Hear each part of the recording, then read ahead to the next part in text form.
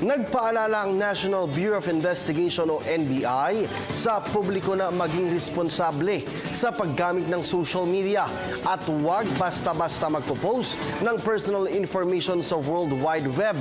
Ito'y sa kabila po ng pagtaas ng cases ngayong taon. Tiniyak naman ng ahensya ang kanilang aksyon hinggil dito. Ang ulat mula kay Julius Tisamburon. Siniguro ng National Bureau of Investigation na may makinarya sila upang mabilis na matukoy ng kanilang Anti-Cybercrime Division ang mga kahina-hinala at hindi kanais-nais na viral images at videos na kumakalat sa internet.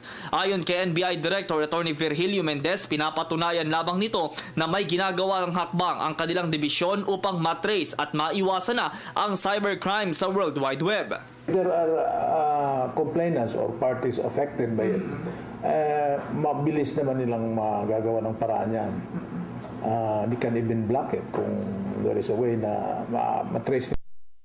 You will easily be tracked. We can trace the senders. Yeah. There's a way for our experts to trace. We have the capacity now. Sa pinakahuling ulat ng pambansang pulisya, kasabay ng mahigit 40 milyong internet users ay ang pagtaas din ng illegal activities online.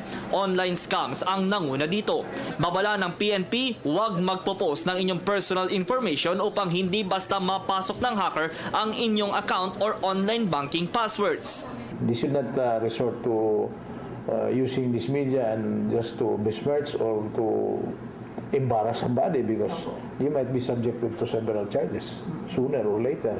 Nauna na ding nagbabala si Mendez sa publiko na bukod sa pagsali sa mga illegal financial ay umiwas din sa mga online investment scams. Nito lamang ay marami ang dumulog sa NBI para humingi ng tulong dahil sa pag-i-invest ng malaking halaga ng pera.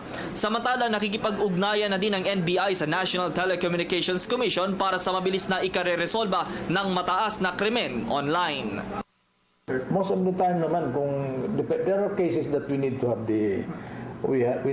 the help or the assistance of the NTC. At saka yung mga providers natin. Sino ba ngayon ang tao na walang cellphone? So you expect that all these things will just, this is really the trend of the time. Para sa Telebisyon ng Bayan, ako si Julius Tisamburon.